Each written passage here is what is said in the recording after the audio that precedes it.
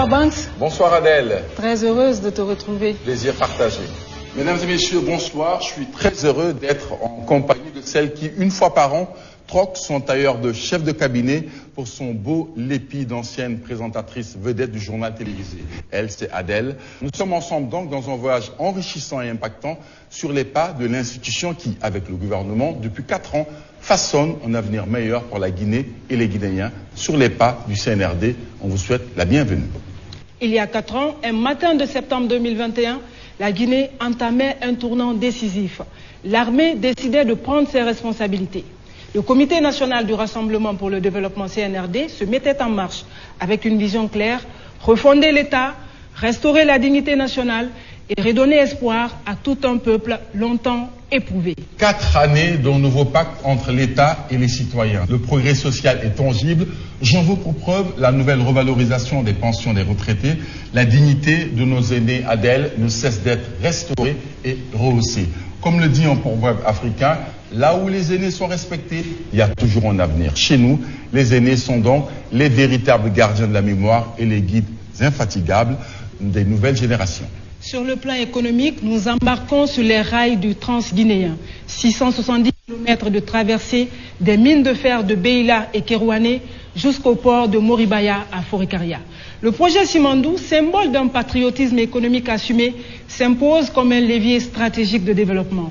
Routes, ponts, ports, nouvelles villes, bref, les infrastructures de désenclavement témoignent d'une transformation rapide et concrète de la Guinée. Enfin, le renouveau politique s'affirme. La Guinée s'est engagée avec ses propres moyens dans un processus inédit avec l'élaboration participative d'un projet de constitution inclusive qui sera soumis à la souveraineté populaire le 21 septembre prochain lors d'un référendum historique. Une étape décisive pour le retour à l'ordre constitutionnel, la mobilisation des citoyens de toutes les localités de Conakry à Yomou et l'engagement de nos compatriotes de la diaspora sont une preuve de maturité politique, celle du peuple du 28 septembre 1958. 4 ans que la refondation est lancée, 4 ans que les graines de la prospérité sont sémées. Les projets arrivent à maturité, la récolte est imminente. Ce soir, dans ce numéro spécial, nous retraçons d'une part le parcours d'un homme profondément amoureux de son pays, le général Mamadi Doumbouya, et d'autre part la patience et la résilience d'un peuple longtemps éprouvé, mais qui entrevoit aujourd'hui le bout du tunnel. Bienvenue dans l'émission Sur les pas du CNRD. Certes, les acquis sont réels, tangibles, incontestables, mais les défis restent immenses. Améliorer la qualité des services publics, élargir l'accès aux infrastructures, créer davantage d'emplois pour les jeunes, consolider la cohésion sociale et renforcer la solidité des institutions. Tout ça pour rappeler que certes, la refondation n'est pas un point d'arrivée, c'est un chemin qui demande exigence, constance et consistance. Fort heureusement, tu l'as dit tout à l'heure, avec le programme Simandou 2040, ce pont vers la prospérité, on est dans la réalité qui va nous permettre donc d'entamer notre développement.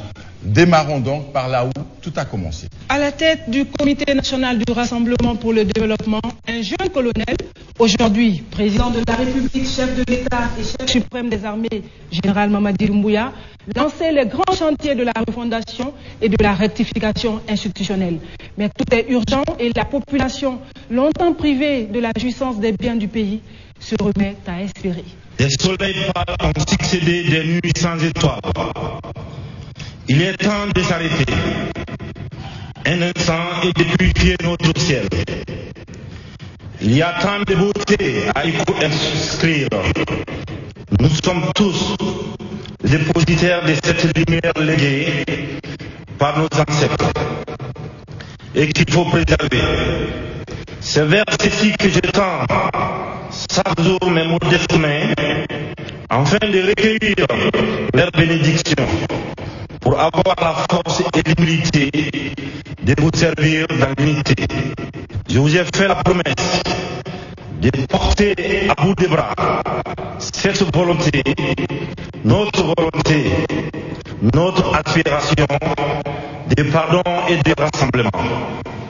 C'est rassembler pour avancer.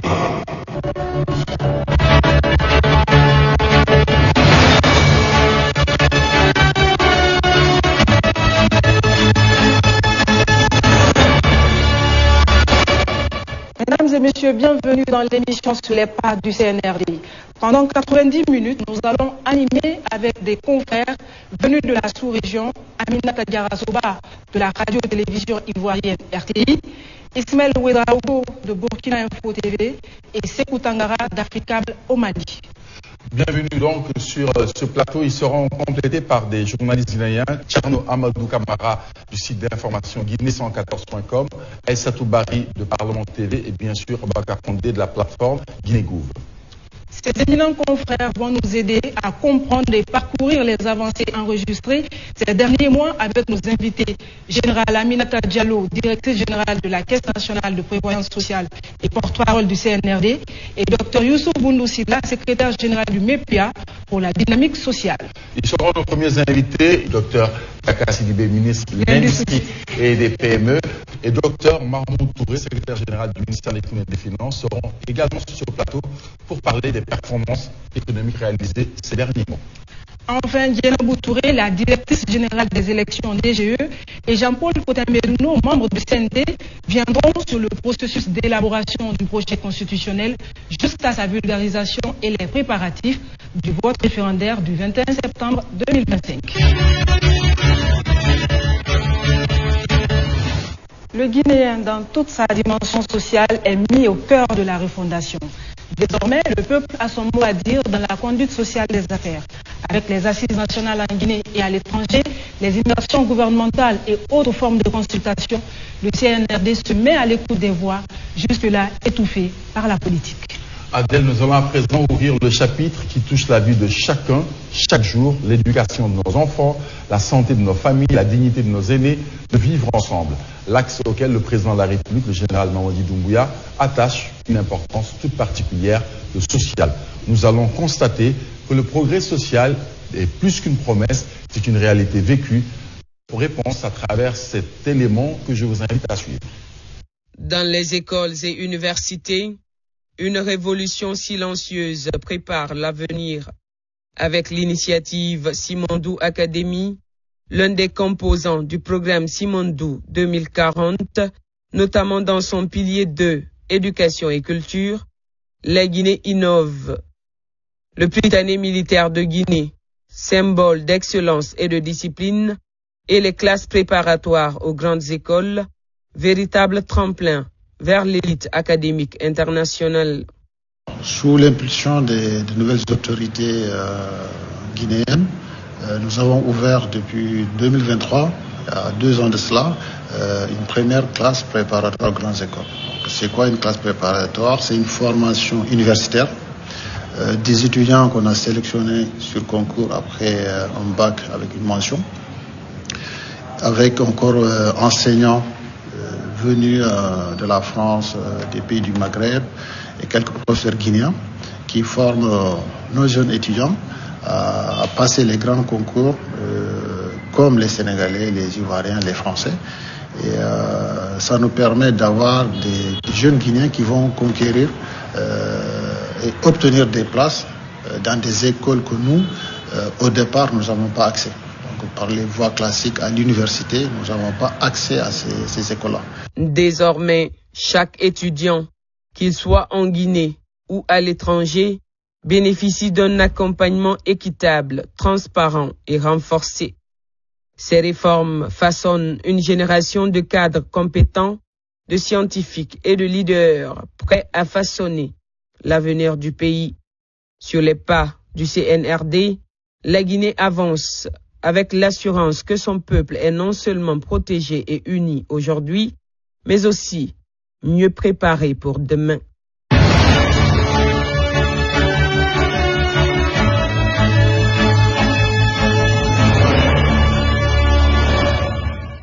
Banks, nous animons ce volet social avec nos confrères Aminata Diarasoba de la RTI. Bonsoir et bienvenue. Bonsoir Adèle, comment vous allez? Ça va. C'est un plaisir pour moi d'être en Guinée. Plaisir partagé. Merci. À côté d'Aminata, nous avons Tcherno Amadou Mbone Kamara, administrateur du site Guinée 114. Bonsoir Mbone, bienvenue. Bonsoir Adèle, bonsoir, merci. Nos invités sont également installés. Général Aminata Diallo, porte-parole du CNRD, directrice générale de la Caisse nationale de prévoyance sociale. Bonsoir Général. Bonsoir Madame Adèle. Bienvenue. Merci. À vos côtés, le secrétaire général du MEPUA, ministère de l'Enseignement préuniversitaire et de l'Alphabétisation, Dr Youssouf Boundoussila. Bonsoir Général, bienvenue. Bonsoir Adèle, bonsoir à toutes et à tous. Nous allons donc démarrer ces débats en souhaitant Akwaba à Dame Aminata Diarra-Souba. Merci.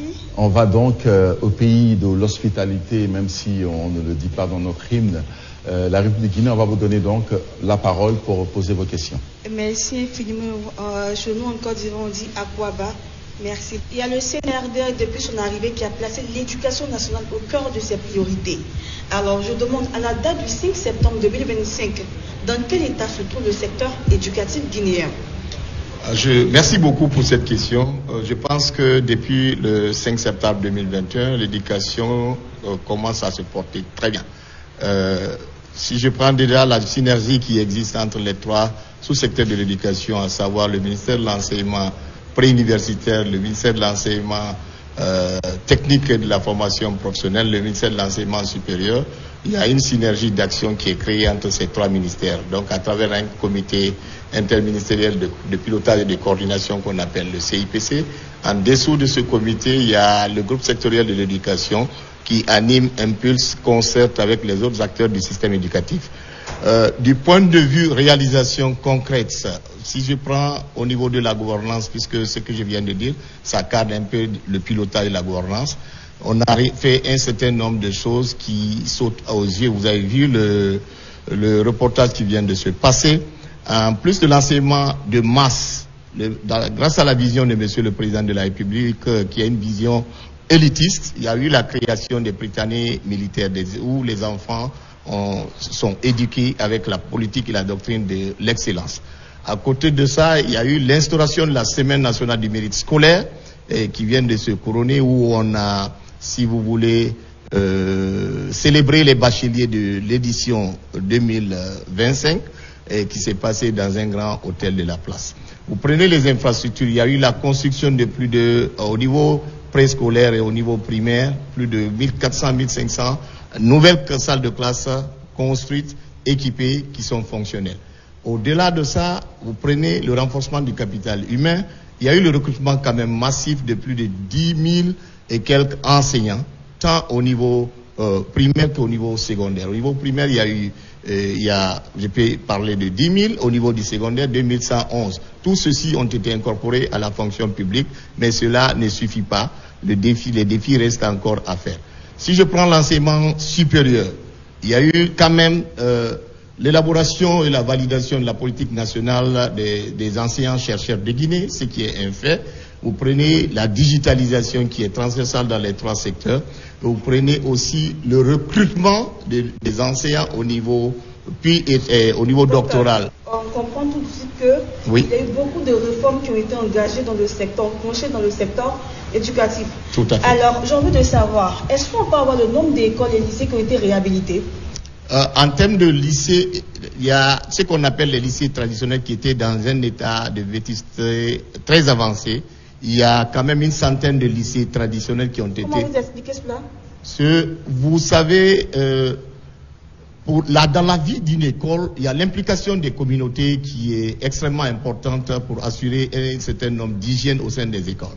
Et il est important de préciser aussi, je profite de cette tribune, de dire aux gens que la gestion et le fonctionnement des écoles relèvent des pouvoirs des collectivités locales. Cela n'est pas très bien compris, mais à côté de ces collectivités locales, il y a l'apport des citoyens dans la vie et l'animation des écoles. Chacun joue son rôle. Chacun doit jouer normalement son rôle, mais jusque-là, il y avait les comités de gestion des écoles qui étaient là, qui étaient dysfonctionnels, qui ne fonctionnaient que lorsqu'il y a une certaine subvention. Or, l'apport des parents doit pouvoir permettre à ces écoles d'assurer le minimum en termes d'hygiène. Docteur, je suppose que tous ces enseignants sont pris en charge côté Caisse nationale de prévoyance sociale. Naturellement. Oui. L'autre question, c'est de savoir, parce que vous avez parlé de défis, il y a eu des réformes qui ont été faites, il y a eu des résultats qui sont tangibles. C'est de savoir, est-ce que vous parvenez à résoudre quand même la question du soi. C'est-à-dire qu'on forme beaucoup d'intellectuels, mais au niveau de la main-d'œuvre, ce n'est pas forcément ce que le marché veut que l'école forme. Qu'est-ce que vous faites pour adapter les offres de formation à la demande au niveau du marché. Exactement, c'est dans ce cadre d'ailleurs qu'il y a eu ce qu'on appelle le cadre d'orientation curriculaire. À travers la feuille de route de ce cadre d'orientation curriculaire, nous avons, au moment où je parle, nous avons fini de réviser tous les programmes au niveau des CPE1, CPE2. J'ai pu vous annoncer qu'à partir de la rentrée 2025-2026, ce programme va être mis en application avec de nouveaux manuels scolaires et aussi de nouveaux cahiers de préparation pour les enseignants. Vous prenez l'enseignement technique de la formation professionnelle et de l'emploi. Les programmes qui étaient enseignés là-bas n'étaient pas adaptés sur le marché de l'emploi.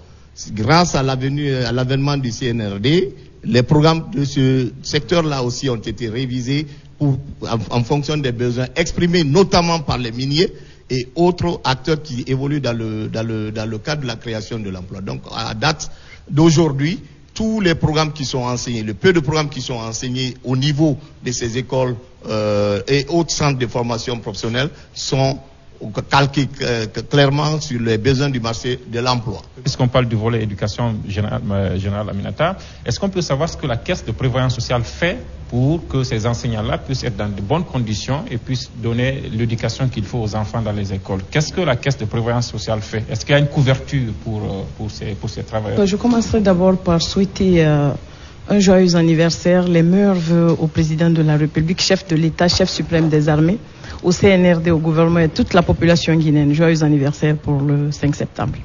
Donc, pour répondre à cette question, à l'arrivée du CNRD, le président a confié une mission au niveau de la Caisse nationale de prévoyance sociale pour faire une prise en charge médicale de tous les fonctionnaires et retraités de la République de Guinée. Donc, pour ce qui est des enseignants, aujourd'hui, les enseignants sont pris en charge sur toute l'étendue du territoire à hauteur de 80%.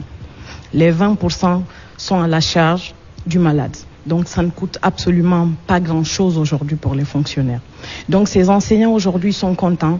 Les syndicats, ils ont mis des lettres, ils ont émis des lettres, ils ont écrit pour dire merci au président de la République. Donc, l'acte social aujourd'hui, tous les fonctionnaires de la République de Guinée, même les retraités, ils sont pris en charge à 80% au niveau de la Caisse nationale de prévoyance sociale. Dans le cadre de l'une de vos principales réformes, c'est-à-dire la couverture médicale universelle, on est bien d'accord?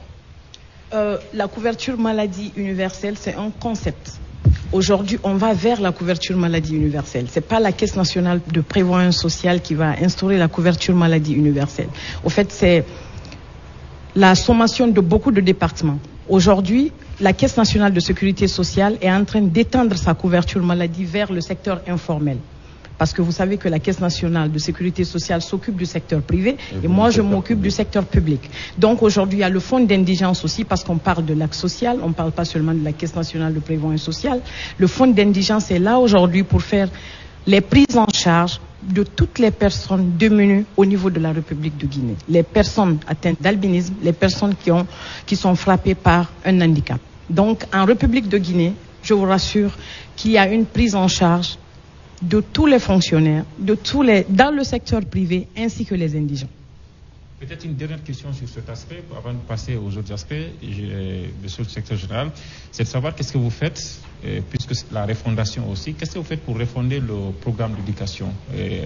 Les professionnels de l'éducation nous disent que depuis longtemps, nous fonctionnons sur le même programme. Est-ce que vous réfléchissez à doter de l'école de nouveaux programmes? On a parlé du COC tout à l'heure, du cadre d'orientation curriculaire. Exactement. Je venais tout juste de parler, merci de m'avoir rappelé. Je venais tout juste de parler du cadre d'orientation curriculaire qui a une feuille de route concernant la revue des programmes qui sont caducs. Je viens d'affirmer que les programmes de CP1 et CP2 vont être opérationnels dès la rentrée prochaine. Donc progressivement, on va aller vers le CE1, C2 jusqu'à CM1, CM2. Après, on a d'accélérer un peu. Oui, on peut pas accélérer parce qu'on peut pas mettre la charrue avant les bœufs.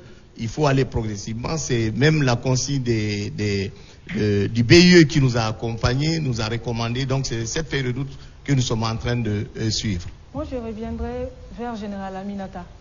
Je voudrais savoir comment la prise en charge effective se passe dans les hôpitaux. Quel dispositif la Caisse nationale de prévoyance sociale a mis en place au niveau des hôpitaux publics pour pouvoir prendre en charge effectivement les fonctionnaires et puis les enseignants dont on parle? Sur l'instruction de l'autorité, lorsqu'on nous a ordonné de mettre la couverture maladie en place, il y a eu une mission qui s'est déplacée pour aller vers tous les grands hôpitaux, les CMC, les dispensaires, les pharmacies, les laboratoires, pour voir le tableau, le plateau technique, pour essayer de voir qu'est-ce qu'ils peuvent nous apporter. Donc des conventions ont été signées avec les cliniques et les hôpitaux qui pouvaient répondre à nos exigences. Ça a été fait. Donc des points focaux et des médecins conseils ont été recrutés au niveau de la Caisse nationale de prévoyance sociale. Dans les hôpitaux, je vous donne un simple exemple. Un monsieur A, monsieur X qui est malade, qui est un enseignant, il se déplace pour aller vers l'hôpital Donka, il va trouver notre représentant dans un bureau, là où c'est mentionné point focal de la CNPS. Vous rentrez, il va vous aider à réaliser, à entamer la procédure administrative. Par la suite, c'est la même personne qui vous accompagne vers le médecin qui est censé faire la consultation.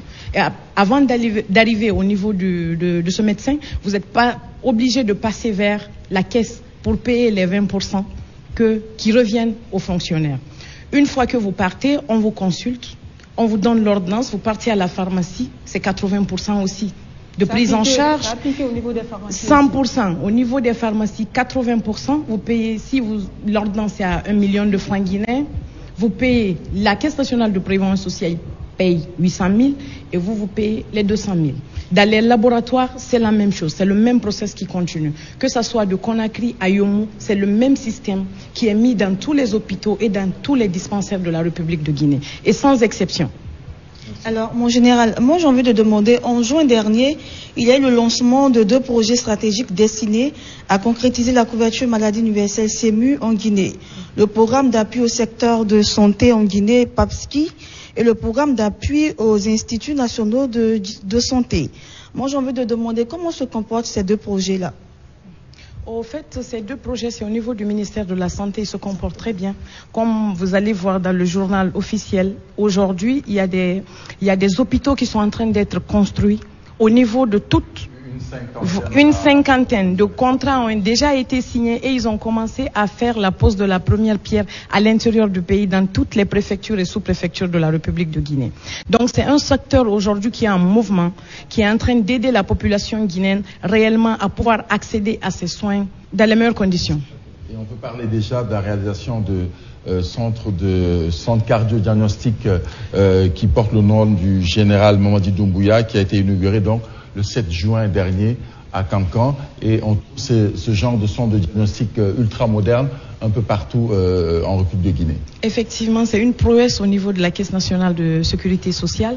Ces centres de diagnostic se retrouvent aussi dans d'autres villes, comme Kindia par exemple. À Cancan, ça a été inauguré, c'est fantastique. C'est un centre de diagnostic qui est vraiment high level avec le matériel de dernier cri. Tout ça, c'est sous la coupe du président de la République. Donc on veut dire qu'il y a eu beaucoup de réformes qui ont été apportées au niveau du secteur de la santé en Guinée. Et effectivement, on en est fiers. Le ministère de la Santé est même félicité au niveau à l'international pour les prouesses qu'ils ont eu à réaliser depuis que le CNRD est sur place. Et puis le ministère de la Santé et de l'Hygiène publique est à pied d'œuvre pour doter le pays des structures sanitaires qui répondent aux normes internationales